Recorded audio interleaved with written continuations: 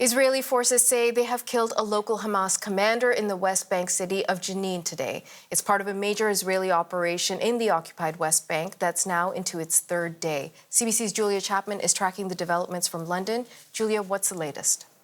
Well, Natasha, the Israeli military says it has killed Wasim Hazem in this incident just outside of Jenin. The border police, it says, killed him, and two others that they say were members of Hamas were also killed in an aerial strike after they attempted to flee the vehicle that he was killed in. They say that money and weapons were found inside that vehicle. Hazem was described by the IDF as the head of Hamas in Jenin. They say he was involved in and directed many bombing and gun attacks. So this is a high-profile target for the IDF, coming hot on the heels of a Islamic Jihad commander that the IDF says it killed yesterday in Tulkarm, as it continues this operation across the occupied West Bank in several different areas, focusing mostly today on the area of Jenin. And there, Palestinians have spoken about a lack of access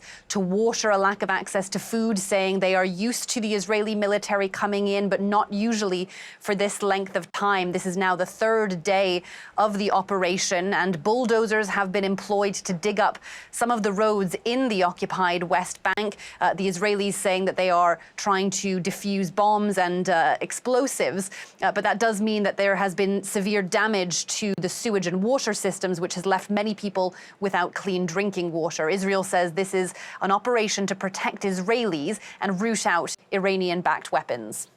And Julia, as things are flaring up in the West Bank, Israel is willing to press pause on the fighting in Gaza, at least temporarily, for the polio vaccine campaign. What can you tell us about that? The World Health Organization says both warring parties in Gaza have agreed to pauses in fighting from Sunday. There'll be temporary ones lasting for about 9 hours a day for 3 days at a time to allow healthcare workers to start rolling out 1.2 million doses of polio vaccine to children under the age of 10. And this comes after an outbreak appears to be beginning earlier in the summer. Samples were identified in sewage systems, confirming polio, and the first case has been identified in a 11-month-old boy named Abdul Rahim.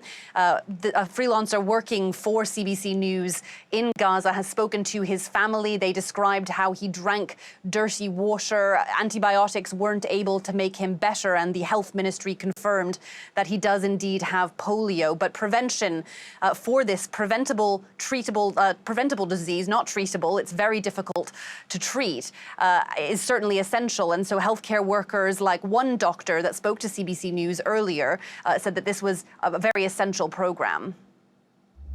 Due to the dirty water, due to the dirty food and the lack of the detergents, the bylaw, it has started to attack our city. It's not the children's only for your neighbors, the